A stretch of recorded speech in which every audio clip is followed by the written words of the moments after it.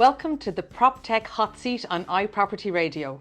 I'm Cróna Esler and I'm delighted to be joined today by Gavin Duffy, the founder and CEO of RealSim.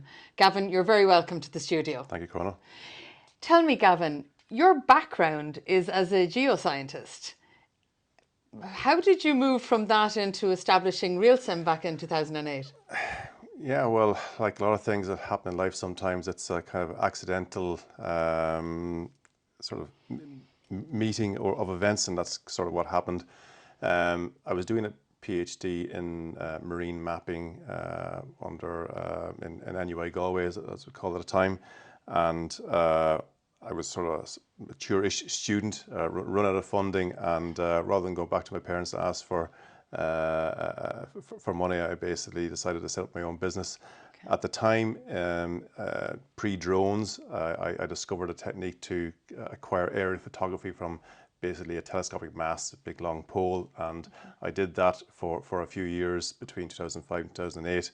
Around the same time when I was advertising for my aerial photography services, we had a contact from an Australian trade delegation, okay, who were looking to meet with aerial photographers. And I said, okay, that's fine. I had an office with a business partner in Dublin at the time, met them in Dublin, and they showed me something I hadn't seen before. Now, granted, I had a background in mapping software, dealing with large data sets, and what they showed me was basically large mapping data sets on game engine technology. Now, I was still a youngish man, I played games in my time, never had seen the two of these things put together. Okay. Now, as it turned out, that Australian business was a spin out from an Australian aircraft, military aircraft, okay, simulation. So they had developed this software, the guys had left and was creating this sort of urban sim urban was the name of their company. Now, they had developed a business and the process, and they were looking basically for partners around the world to set up. And when they saw what we had, Ireland was a smallish market from their perspective. Yeah. So I sort of cut my teeth in, I didn't come from an architecture background, certainly not from a game industry background, but I learned from them, and as the best way to do things, learn from somebody else that's created something. Yeah. And so that took me about 3 years to sort of to understand the process. In 2008 I established RealSim basically, and MPRII Galway were very kind to let me into their business innovation centre to start my fledgling business as it was. So that's sort of how it started. In fact, the university became one of our first clients, and we built the first digital twin of the university way back then, before the term digital twin had even been invented. Okay. So yeah, so it was all sort of a fortuitous, or maybe I'm not too sure, meeting of events. Yeah. Okay. And as you say, your background was in mapping, and in a line, how would you sum up what RealSim does, maybe where it began and how it has transitioned over the years, if it has transitioned? Yeah, well, certainly back then, and to a large extent now, if somebody wants to understand what something looks like, a proposed planning development looks like, what you have are things called photomontages, where somebody takes a 3D render and superimposes it on a photograph from a particular perspective, or a CGI, which is a computer-generated images, which is basically completely computer generated, again from a particular perspective. You could have a very large, complicated development that could have potentially affect lots of different viewpoints, but there may only be a handful of images for people to assess what that looks like. And what this solution does, it takes the same 3D models that produce those images, but puts them into a digital 3D virtual environment of the existing environment. Okay. And just like in a game, if anybody's seen a game, you can walk around, fly around. There's no restrictions on you where you can go. The same with a real world game environment. There is no restrictions. So you're going from this very limited set of perspectives in the current, and that was the case 20 years ago, and it's still largely the case now, to where you have unlimited perspectives. So if Mrs. Murphy says, well, this is going to cast a shadow on my house, you can go to Mrs. Murphy's front garden or the second floor, and you can see the view from their perspective. And the key also to what the solution is the trust element. So obviously we know when we're doing public consultations, if you show somebody the view from their back garden virtually, they know the view from their back garden. if your virtual view doesn't match what they know to be their view, then you're not going to have their trust. But we can tell you that because all our data is this is where the mapping comes in, and where the data is important, because it's based on high resolution 3D mapping. It's we always have the heights right, the terrain is right, the building heights are correct, even the size and the height of the bushes and the trees are correct. And as soon as they see, the first reaction we generally get is, oh, that's the view from my garden. It's like this kind of surprise, and it's like the novelty effect. But then you have their trust. It means that when we click a button that says, this is what it's going to look like, they go, ah, and they understand it. And that's the ah moment. And that's the critical, if we really boil it down, that was basically the reason why we set up the business, where I saw the benefit of what the guys in Australia were doing and what we do now, is just being able to remove that fear of the unknown, show people exactly, because very often the fear is greater than the reality. Of course. And that's a lot of the problem, is the trust and the fear of people just not understanding what's happening.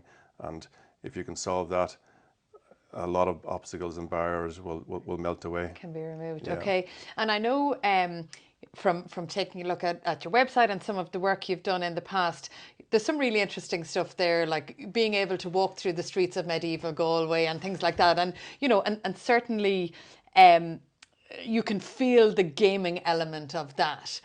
But apart from doing bits of work for museums and different things over the years, today, how important is your technology in the planning industry? Yeah, well, it's funny you mentioned the historical side of things. Obviously, when we set up in 2008, and we all know what happened in 2008, we all thought, we could turn, water into gold or oil or whatever, and then suddenly everything. So yeah, the first few years of our business was challenging, because we really set it up to solve what we thought was, a critical need during those hectic days of the Celtic Tiger. Years, and then suddenly, we're trying, well, nobody's building houses, nobody's planning anything, what are we doing? And yes, through my previous sort of geophysics career, I had insights into historical environment construction. And it doesn't matter whether you're going forward in time or backwards in time, this technology facilitates a temporal change through a different state of environment. And I actually really like putting in the historical stuff into modern planning applications, because you can see, well, where we are now is a result of change. It used to look different in the past, and now this is where we are now, and this is what we're proposing for the future. Interestingly, get back to your question, the underlying process hasn't changed really in the last 20 years in the planning industry side of things. Okay. And when I say planning industry, I'm really talking about on the government assessment side of things. A lot has changed in the architectural, and so when we started off, very few architects were certainly designing in 3D. Okay. Pretty much every architect now designs in 3D. So previously the process would have been, they'd be drawing out their 2D plans, and they might go to a specialist 3D graphic modeler to get their models done up. Now, students are being educated, they're designing in 3D, and then they almost have to dumb down to 2D to submit their plans to a local authority for assessment in 2D. And you've got obviously the requirement for building information modeling is a big thing. And that's essentially 3D models with attributes. So basically, if somebody, you can attach, the cost of the wood or the stone or the different components of a building, so you can start to quantify how something's going to cost. So lots and lots of great things happening, yet the planning side of things is still stuck in, up until very recently, this largely paper-based 2D, highly verbose, I would say, and certainly not designed for insight or transparency. And all this great data that's sitting in an architect's computer not being properly assessed or not being used for ease of assessment. And what we're trying to do is basically facilitate the data that's already there, the mapping data, the architectural data, and put it in the hands of decision makers and non-technical, because the vast majority, whether it's planners or the public or local city authorities, they're not technical people. They just people want to see things in a manner they can understand. And that's essentially what sort of our digital twin technology is trying to do. Okay. Unfortunately, in today's world, I don't think there's a day that goes past where there isn't something about the housing crisis on the radio, in our newspapers, on the internet. It's everywhere, and we can't avoid it.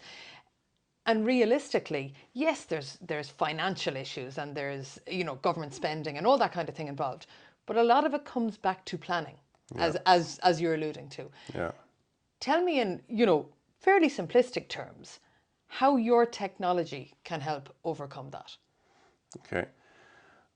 Again, coming back to it's our experience that a lot of the delays in planning are due to objections. A lot of the objections is not due to great insight and clarity, it's down to the lack of clarity. And we're not proposing we're going to solve the planning problems that exist, which are myriad and varied, but we do know we can solve one critical component, and it really comes down to what does it look like, and does it affect me? And we've seen planning applications, we've been involved in public and private applications whereby there'd be months and months of delays in the back and forth process, where a planner would be asking for a different viewpoint from different angles. We manage a 3D planning assessment system in Jersey. That's all managed in an hour. So at the end of the day, the assessment process isn't about what it looked like from a few different angles. It's actually the discussion on the merits of the design of the WASP proposal.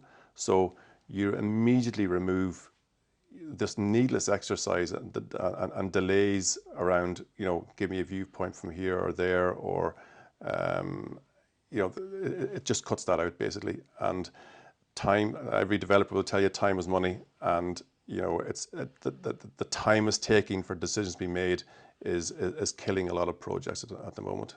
Okay, I'm sure you won't mind me saying it sounds like your technology really was ahead of the curve, but has it taken digital planning too long to catch up? And I appreciate there's a government mandate now, and there's only a couple of local authorities yet to sort of get on board.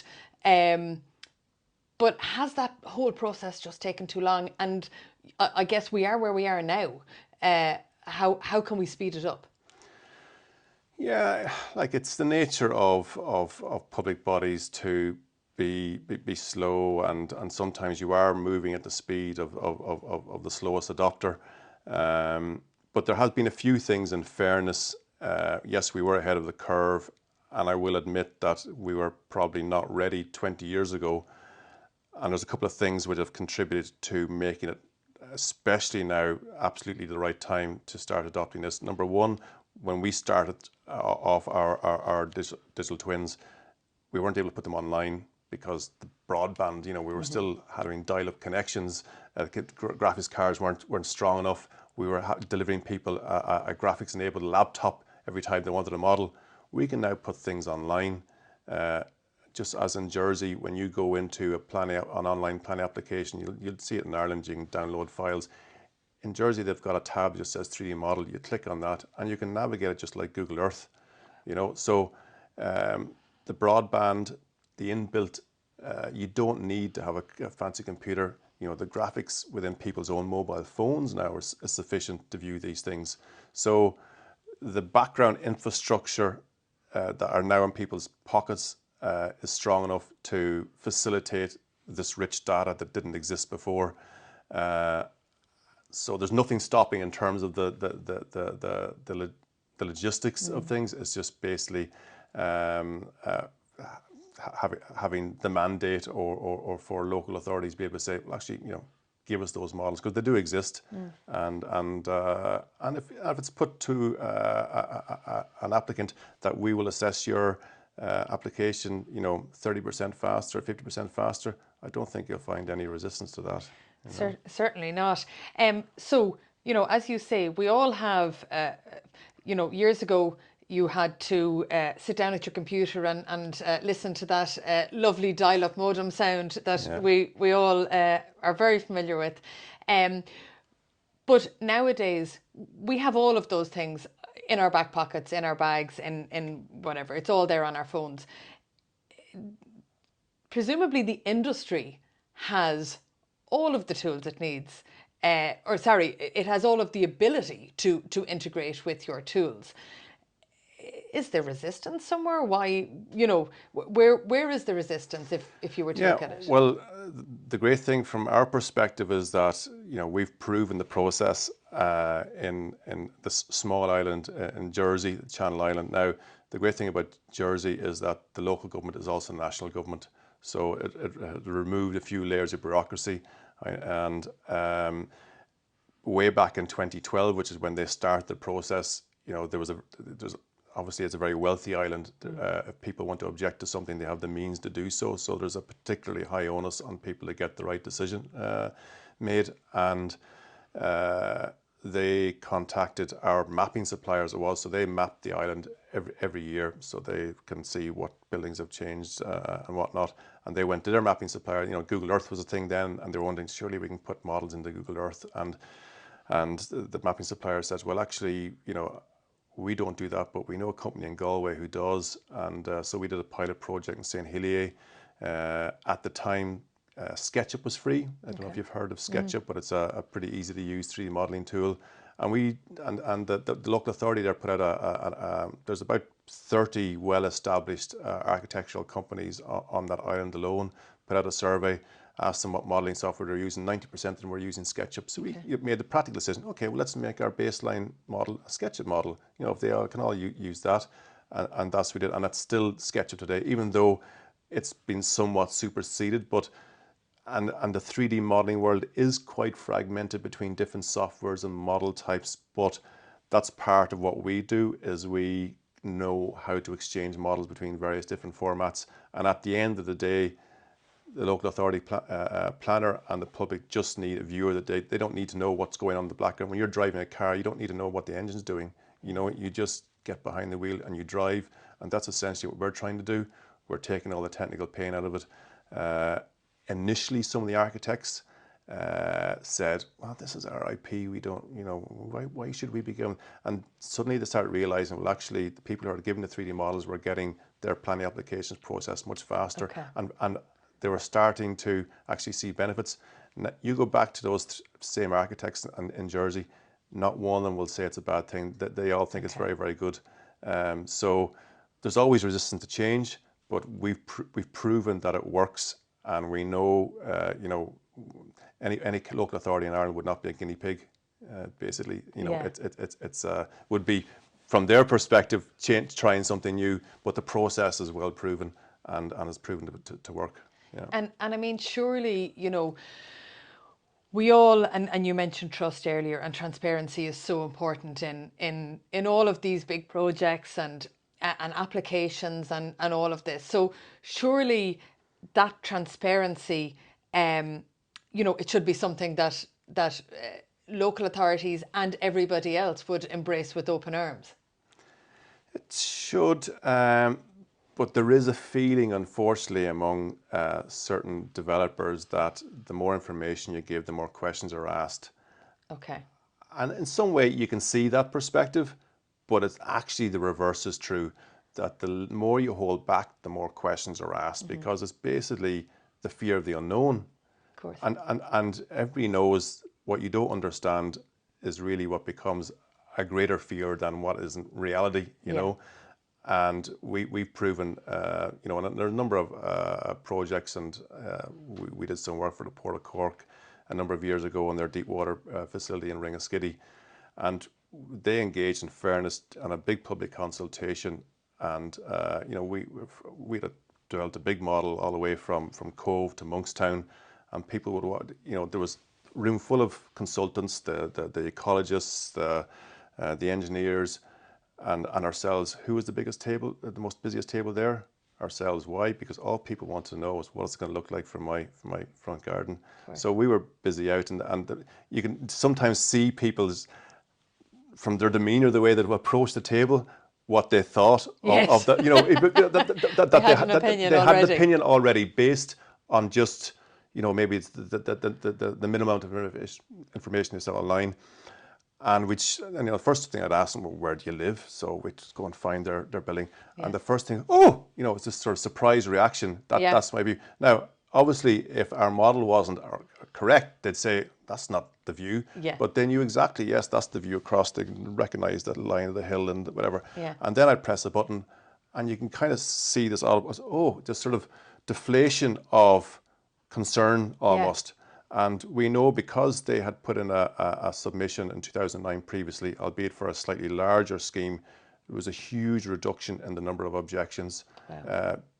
And they would say that it was largely because of the model that was able to answer basically anybody that wanted to see what it was going to look like.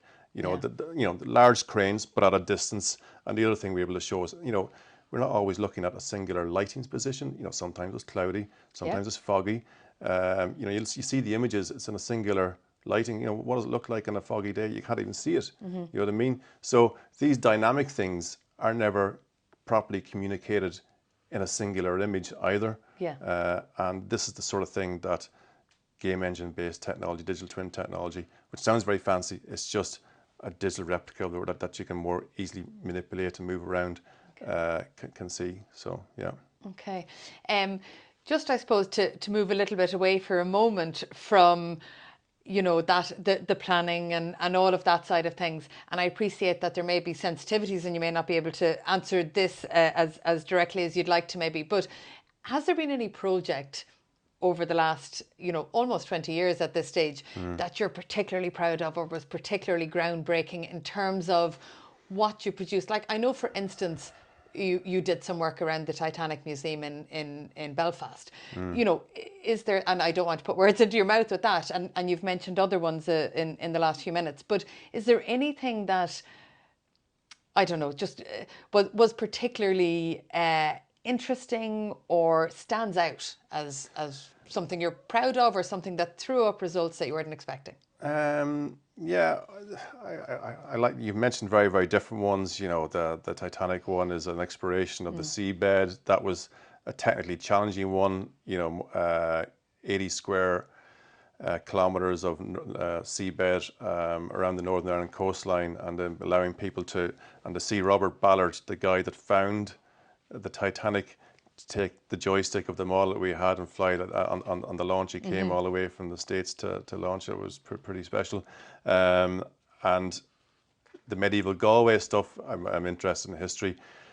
That, of all the videos, so we sometimes produce videos of what we produce, and that had over 100,000 views between Facebook and YouTube. A really emotional reaction, and I think that sometimes when you're recreating the past like that. But one of the ones more recently that I really like, which is not as sort of highfalutin as either of those two projects, would be a small greenway project on Achill Sound in Mayo, actually. Okay. So no mapping data. Obviously, it's out in the back of beyond. No harm to Achill Sound. Lovely place, but you just can't get any decent mapping. So what do? We got a local drone surveyor from Newport. I'll give him a shout out, Colin Ryder Geospatial. And he flew a nice drone survey that gave us accurate mapping, right up to date. The council, when we put out a response to the council's request, which was for a standard, give me an image every 50 meters, and we responded and said, well, we'll give you better than that. We'll give you a digital twin where you can see from anywhere you want. So they said, oh, that's fine, and it obviously didn't cost anything more. I think we were actually the cheapest of the whole ones that tendered, even despite all that. And so we put together, and there were two engineers in Mayo County Council working on it. And what they did, they put it onto we gave them a digital, a web viewer and a desktop viewer. They went out on their laptops. They literally went door to door with the viewer to local small shops, showed them what they had, and came back with feedback. Oh, Jimmy O'Brien wants the curb to be pushed back that way or a little bit. And there was a few iterations, and after that, it got 100% backing. But I just love the concept of a couple of local engineers with a laptop sitting down at a kitchen table with a local person saying, this is what it's going to look like, and having a sensible conversation and being able to get it done And that greenway is built now. That's built for the last year and a half. And Yeah. that for me is what it's about. Because that's often the criticism, particularly in the West, and we're here in beautiful Connemara, and you're based in Galway. I'm based in Galway myself. The criticism, rightly or wrongly, is often, oh, well, there's planners in an office in Dublin that don't appreciate, and Dublin or any other Dublin, that don't appreciate the intricacies of the coastline of Achill, or, what, wherever else. I can name 10 million, wherever else it may be. But to have that, engineers in Mayo County Council who have probably holidayed in Achill over the course of the last number of years, and a local county councillor there and all that, who can properly understand and buy into it. There's a lot to be said for that. Yeah, no, 100%. And yes, our work is very often tailored towards big projects and airports, whatnot. But it's not confined to big cities. We've done recent work for Laois County Council. I have to sort of a little bit of bias here, but I grew up in the small town of Mountrath, even though my accent doesn't. And I actually sort of pretty much sort of invested in producing the digital twin of that town myself. But again, being able to show that it's not just the preserve of big projects and big city councils, that this can be applied. And the fact that you can get a local drone, again, another thing that has changed since we started in 2008. Drones didn't exist, or certainly the ability to go out there, capture something beneath cloud cover, because only standard aircraft can be done in blue sky days, and how often do we get that in Ireland? So all these things are starting to come together just to make it just accessible to anybody and anywhere, basically, and that's the beauty, I think, that we're at the moment. And of course, you talk about your bias. I might live in Galway, but you can, I'm sure, sense my bias for Mayo. Here's maybe one to finish on and put you on the spot. And I know you don't have a crystal ball or a magic wand, or not one that I know of. Yeah. Can your technology, in the right hands, with the right will, with the right funding and mandate from government and all of that, can your technology speed up the delivery of new homes in this country? 100%. What at least it can do is it can speed up planning assessment. And by virtue of reducing planning objections, I believe it can increase planning approvals, because whether anybody wants to admit it or not, I think sometimes the volume of objections definitely does play on assessors' minds, and not all of those objections are valid. So between those two things, in terms of just the actual process of assessing and maybe just getting greater stakeholder backing for what are a lot of really essential projects, whether it's housing, infrastructure, just getting greater stakeholder engagement. And the earlier that engagement happens, the better. That's a key thing. There's no point, bring us in when the horse is bolted. It has to be in at the very, very start. It has to be part of the process at the very, very beginning. And 100%, it can help facilitate planning approvals. After that, it's all up to the developer. There's will and funding and all those sort of things. And all sorts of things. Listen, Gavin, thank you so much for joining us. It's been an absolute pleasure to have you in the hot seat today. Thanks, Cróna. And thank you so much for tuning in to another edition of the Proptech Hot Seat on iProperty Radio. Thank you and goodbye.